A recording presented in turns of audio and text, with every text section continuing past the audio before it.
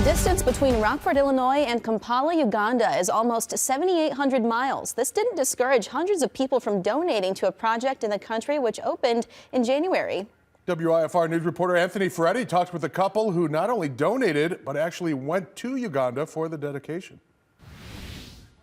In total, more than 250 donors, primarily from the Rockford community, make the Beauvais Retreat Center possible, with roughly $1.2 million in total invested into the 29-acre space.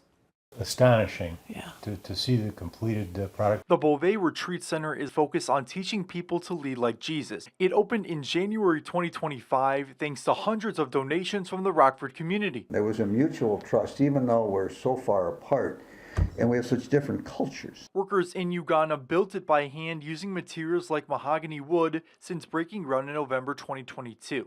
But this idea formed in 2012 when Father David Beauvais and Dick Cooner taught Lead Like Jesus in Uganda.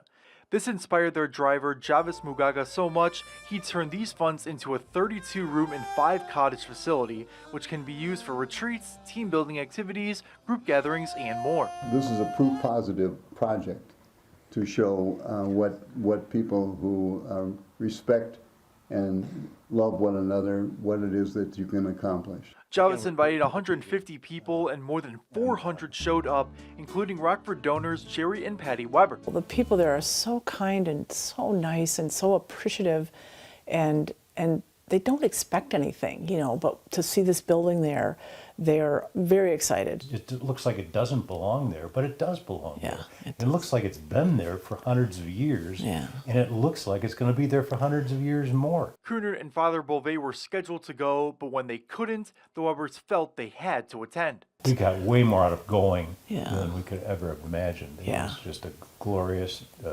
adventure for both of us. The Beauvais Center here currently serves men and women and eventually youth to uplift the country and teach them they can live a better life.